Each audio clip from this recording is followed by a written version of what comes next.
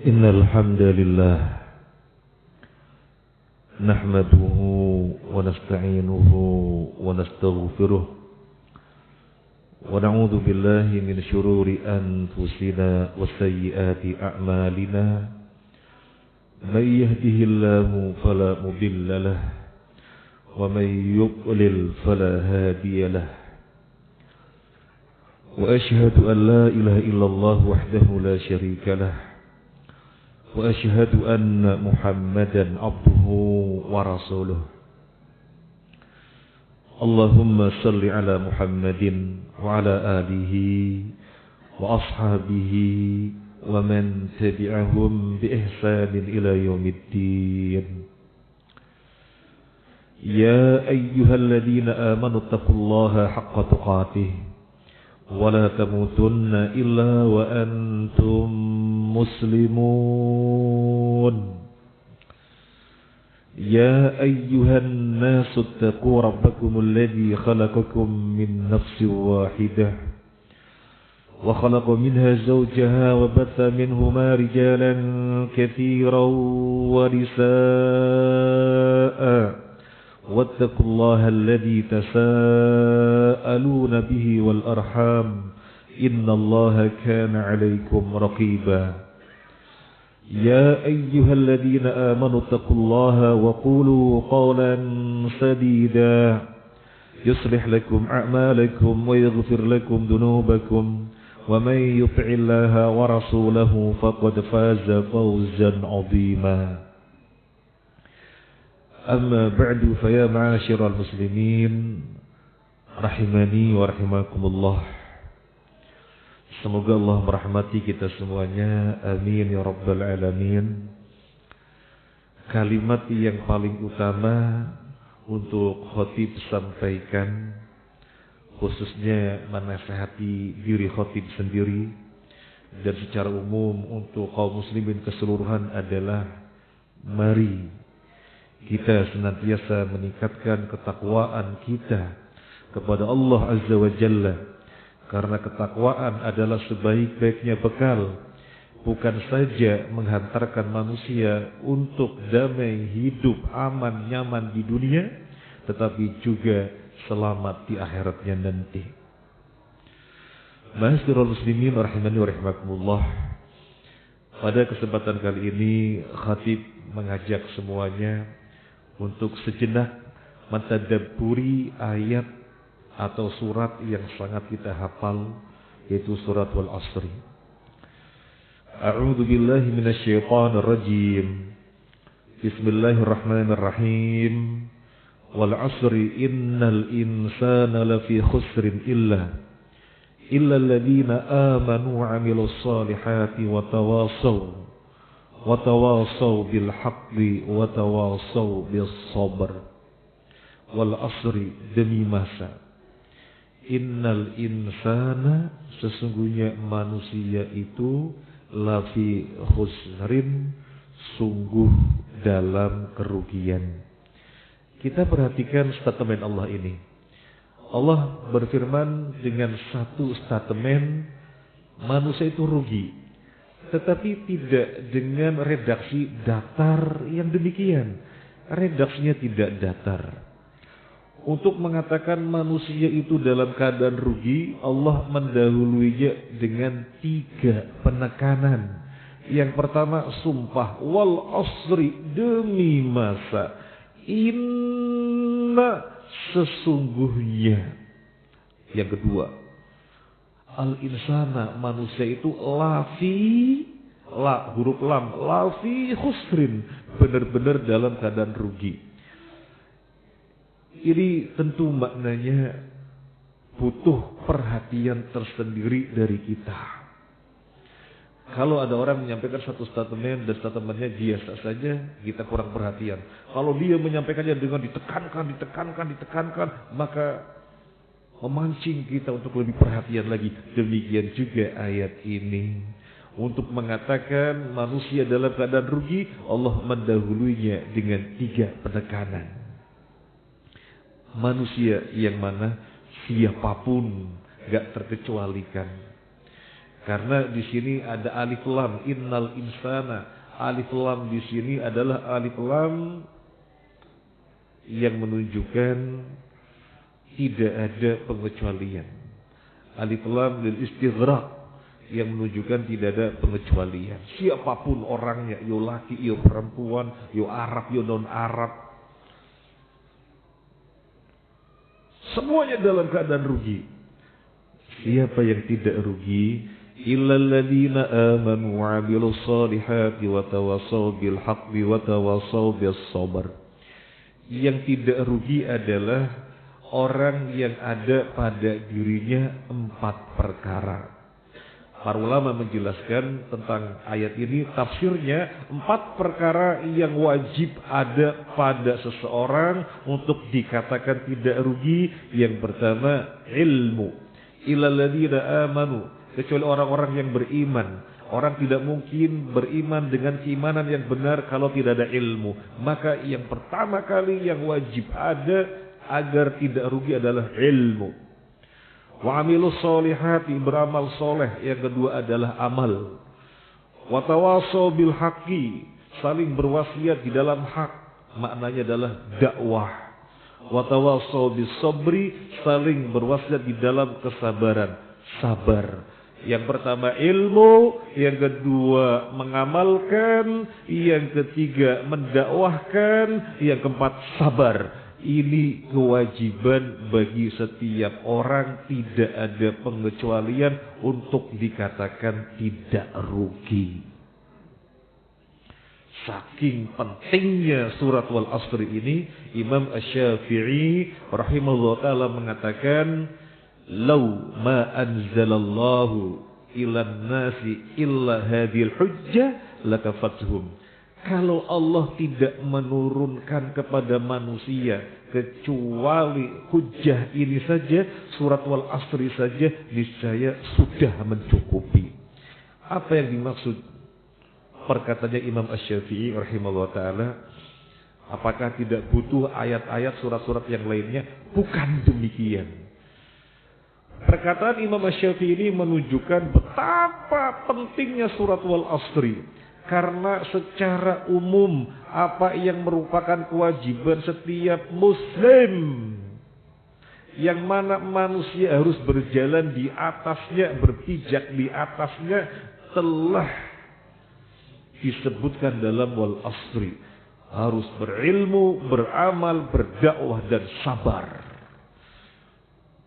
Kalau keempat perkara ini ada pada seseorang, dia dikatakan tidak rugi. Tapi kalau kurang dari 4, rugi. Apalagi cuma 2, apalagi cuma 1. Harus keempat-empatnya. Masyurul muslimin rahimani wa rahimakumullah. Yang pertama adalah ilmu. Ini kewajiban yang pertama dan utama bagi setiap muslim sebelum kewajiban apapun. Sampai Imam Al-Bukhari rahimahullah ta'ala di dalam tabwib sahihnya, di dalam penyusunan bab-bab kitab sahihnya, ada judul Al-Ilmu Qabla Al-Qaul Wal-Amal. Berilmu terlebih dahulu sebelum berucap dan beramal. Berilmu terlebih dahulu sebelum aktivitas lisan dan aktivitas perbuatan. Kalau ada ilmu, aktivitas lisan tidak mendatangkan dosa. Kalau ada ilmu, aktivitas perbuatan tetap dalam koridor keridhaan Allah. Maka kewajiban yang pertama dan utama sebelum kewajiban apapun bagi setiap manusia adalah berilmu. Dan Allah mencela orang yang tidak berilmu, yang tidak menuntut ilmu. Hal yastawil ladzina ya'lamuna wal ladzina la ya'lamun. Apakah sama orang yang mengetahui dan yang tidak mengetahui? Ini pertanyaan tidak perlu dijawab. Pertanyaan semacam ini istilahnya al-istibham al-inkari. Pertanyaan untuk menjelek-jelekan, pertanyaan untuk mengingkari orang yang tidak berilmu. Jadi demikian pentingnya ilmu di dalam Islam sebagai kewajiban yang pertama, maka Allah mencela orang yang tidak berilmu.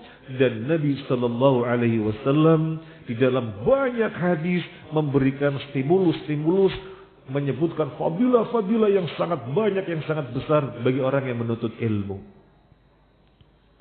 Di antaranya, man salaka tariqan yaltamisu fi ilman, sahalallahu lahu bi tariqan ilal jannah. Barang siapa menempuh jalan di situ dia menuntut ilmu, maka Allah akan mudahkan baginya jalan menuju surga.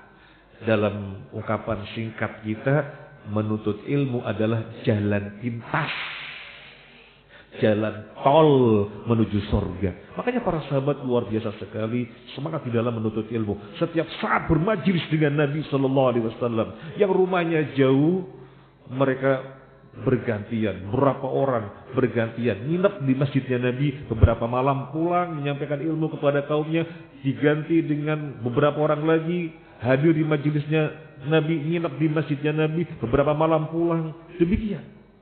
Dan Umar bin Khattab sendiri dengan tetangganya bergantian. Di dalam hadis Bukhari Muslim, Umar bin Khattab mengatakan kepada tetangganya, kamu yang berangkat, nanti saya besoknya, dan seterusnya, bergantian dengan tetangganya. Jadi tidak ada istilah mencari ilmu, wah sibuk, wah belum ada waktu. Tidak, justru bahkan menuntut ilmu harus mengalokasikan waktu, bukan dengan siksa waktu. Dengan pemahaman ini, maka majelis taklim di mana-mana seharusnya ramai. Hari ini kewajiban yang pertama dan paling utama. Yang kedua adalah amal.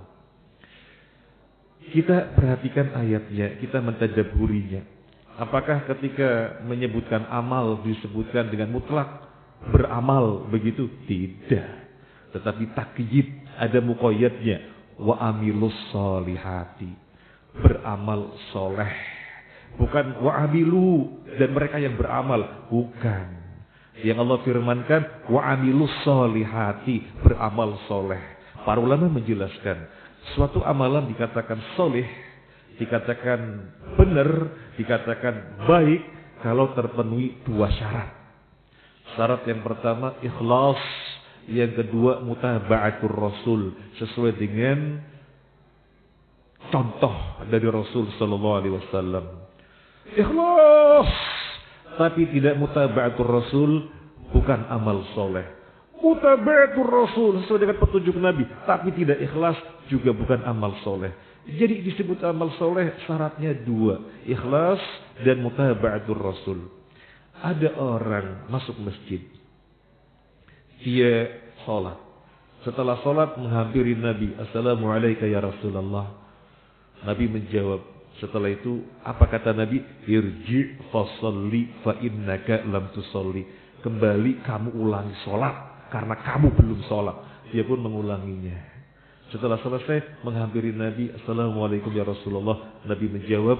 Nabi masih mengatakan yang kedua kalinya, irji fasalli fa innaka lam tusalli. Kembali kamu sholat karena kamu belum sholat. Padahal sudah mengulangi yang kedua kalinya. Ada yang mengulangi yang ketiga kalinya.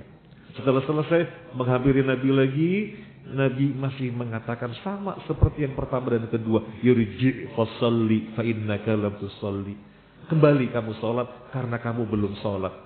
Kenapa tidak dikatakan amal soleh, sholat yang dia lakukan ini tidakkah ikhlas? Ikhlas, tapi sholat yang dilakukannya tidak mutaba'atur Rasul, tidak sebagaimana yang Nabi ajarkan. Akhirnya orang ini meminta agar diajari, Nabi pun mengajari. Maka hadisnya agak panjang, sholat itu begini, begini dan begini.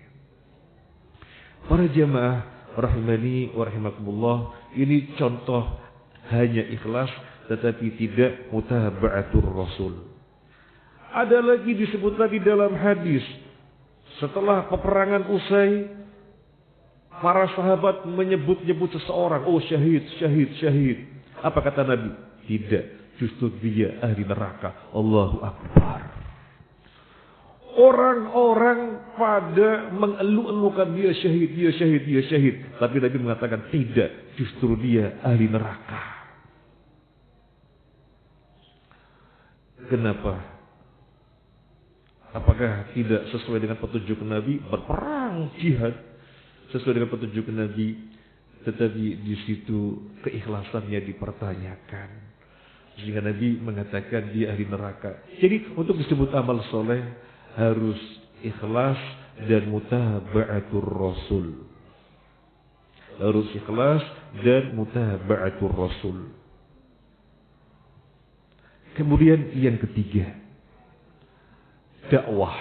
Yang pertama ilmu, yang kedua mengamalkan, yang ketiga dakwah. Dakwah kewajiban setiap muslim. Jangan pernah memahami dakwah itu kewajibannya Pak Kiai saja. Dakwah itu kewajibannya Pak Ustadz saja, Pak Guru saja, ajengan saja. Tidak. Ana muslim, idan ana da'i. Nahnu muslimun, idan nahnu du'at. Saya muslim, berarti saya da'i. Kita muslim, berarti kita semua du'at. Jadi kewajiban bagi setiap muslim. Pertanyaannya, apa yang didakwahkan? Apakah yang terpenting menyampaikan? Tidak. Lalu bagaimana yang Allah kehendaki? Allah berfirman, Qul hadhihi sabili ad'u ila Allah ala basiratin ana wa manittaba'ani. Katakanlah, Nabi disuruh mengatakan, Qul, katakanlah, hadhihi sabili, ini jalanku. Ad'u ilallahi, aku berdakwah kepada Allah ala basiratin, di atas ilmu. Ad'u ilallah, aku berdakwah kepada Allah ala basiratin, di atas ilmu. Jadi bukan sekedar ad'u ilallah, aku berdakwah kepada Allah, bukan titik. Tapi masih ada kelanjutannya. Ad'u ilallahi ala basiratin. Aku berdakwah kepada Allah ala basirah, di atas ilmu. Ada wa manittaba'ani, aku demikian juga orang yang mengikuti aku. Sekarang di dalam berdakwah kita ngikuti Nabi apa tidak? Untuk dikatakan mengikuti Nabi harus di atas ilmu. Soalnya Al-Qur'annya menyatakan ad'u ilallahi ala basiratin ana wa manittaba'ani. Aku berdakwah kepada Allah di atas ilmu, aku dan orang-orang yang mengikuti aku. Jadi untuk dikatakan berdakwah mengikuti Nabi harus di atas ilmu, bukan yang terpenting menyampaikan, terpenting menyampaikan. Bukan. Terus ilmu itu apa? Kan kita harus tahu. Yang didakwakan haruslah ilmu. Ilmu itu apa? Ilmu itu qala Allahu wa qala Rasul. Ilmu adalah firman Allah, sabda Rasul. Itulah ilmu. Jadi apapun temanya, kalau sesuai dengan firman Allah, kalau sesuai dengan sabda Rasul, berarti ilmu. Apapun poin-poinnya, kalau yang disampaikan itu sesuai dengan firman Allah, tidak menyelisihinya, sesuai dengan penjelasan Rasul, tidak menyelisihinya, maka itu adalah ilmu. Maka itu adalah ilmu. Kadang-kadang orang melihatnya bukan qala Allah, qala Rasul. Yang dilihat apa? Yang dilihat senioritas. Yang dilihat ketokohan. Bukan salah. Yang dilihat gelar. Bukan salah. Tetapi yang lebih penting dari itu semuanya, yang disampaikan sesuai qala Allah wa qala Rasul apa tidak. Abdullah bin Abbas radhiyallahu an, suatu ketika ditanya oleh seseorang tentang bab haji.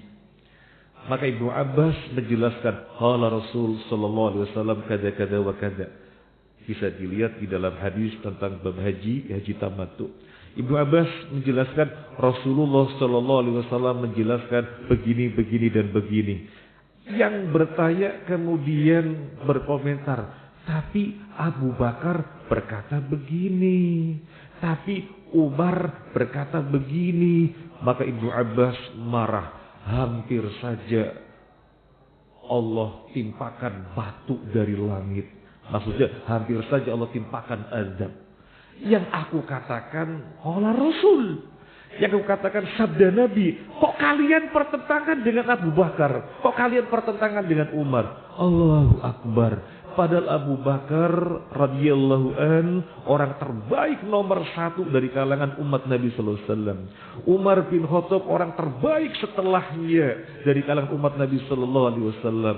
Tetapi ketika statementnya menyelisih penjelasan Nabi, tidak boleh dipertentangkan dengan sabda Nabi. Apalagi selain Abu Bakar dan Umar radhiyallahu anhum ajma'in, lebih utama lagi untuk tidak dipertentangkan. Orang terbaik Abu Bakar, orang terbaik Umar radhiyallahu anhum, tidak boleh penjelasannya dipertentangkan dengan sabda Nabi. Padahal Abu Bakar manusia terbaik, Umar manusia terbaik. Kalau ada Nabi setelahku, kata Nabi, maka dia Umar. Tapi ketika penjelasannya menyelisih Nabi, maka gak boleh diambil. Apalagi selain Abu Bakar, selain Umar. Berarti Abu Bakar salah, berarti Umar salah. Ya bisa saja salah. Karena yang dijaga betul yang gak pernah salah hanya Nabi Sallallahu Alaihi Wasallam. Selain Nabi bisa saja salah. Abu Bakar mungkin salah, Umar mungkin salah, sahabat yang lain mungkin bisa salah. Secara person sahabat bisa salah. Tetapi para sahabat secara ijma' gak mungkin salah. Para sahabat secara ijma' tidak mungkin salah. Secara person pribadi bisa salah. Karena yang ma'sum hanya Nabi Sallallahu Alaihi Wasallam.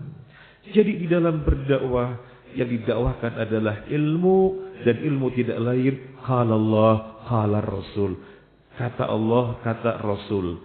Dan ini pun belum titik para jamaah. Ini ayatnya betul, ini hadisnya betul, dengan pemahaman siapa? Dengan pemahaman para sahabat. Karena Nabi berpesan, alaikum bisunnati wa sunnatil khulafa'ir rasyidin al-mahdiyyin min ba'di. Berpegang teguhlah dengan sunnahku, artinya berpegang teguhlah dengan ajaranku dan ajaran khulafa'ir rasyidin. Abu Bakar, Umar, Utsman, Ali secara khusus dan para sahabat secara umum, di mana Nabi bersabda, khairun nasi qarni tsumma alladziina yalunahum tsumma alladziina yalunahum. Sebaik-baik zaman adalah zamanku, para sahabat. Tsumma alladziina yalunahum, kemudian zaman yang berikutnya tabi'in. Tsumma alladziina yalunahum, kemudian zaman yang berikutnya tabi'ut tabi'in. Aqulu qouli hadza wastaghfirullahal azim innahu wal ghafurur rahim.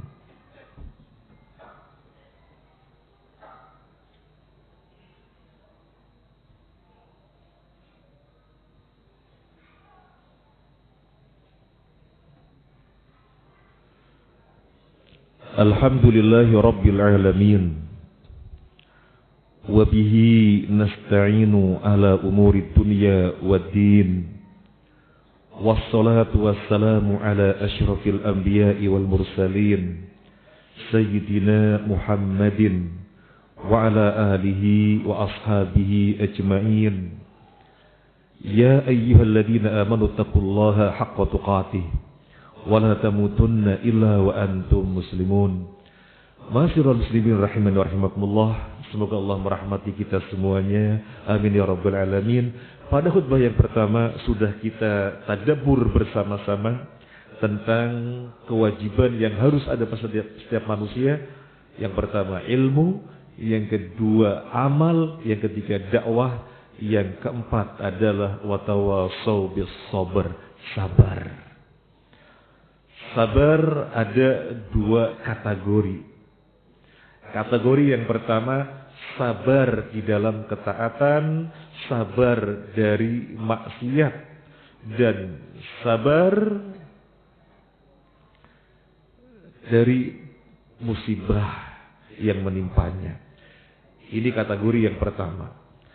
Kategori yang kedua adalah yang sedang kita tekankan, kita bahas sekarang ini, yaitu sabar di dalam menuntut ilmu, sabar di dalam mengamalkannya, sabar di dalam mendakwahkannya. Ini yang menjadi tema kita. Sabar ada dua kategori. Sabar di dalam ketaatan, sabar dari maksiat, dan sabar dari musibah.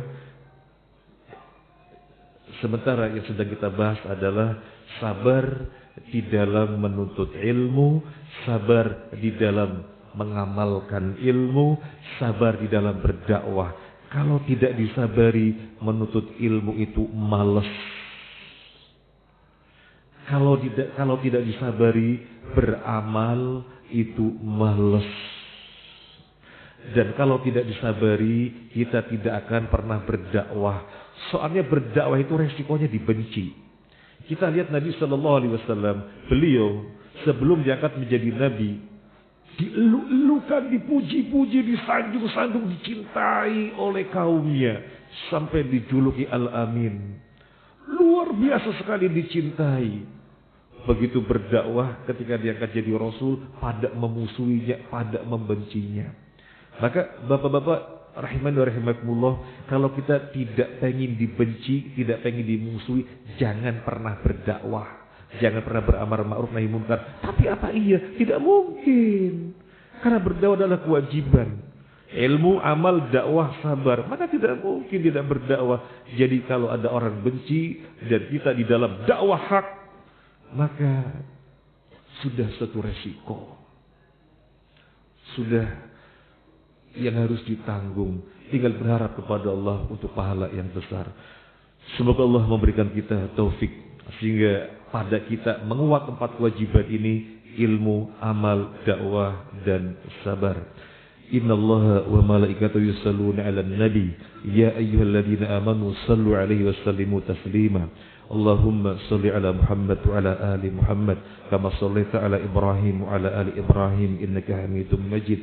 Allahumma barik ala Muhammad wa ala ali Muhammad kama barakta ala Ibrahim wa ala ali Ibrahim innaka Hamidum Majid. Allahumma ighfir lil mu'minina wal mu'minat wal muslimina wal muslimat al ahya'i minhum wal amwat.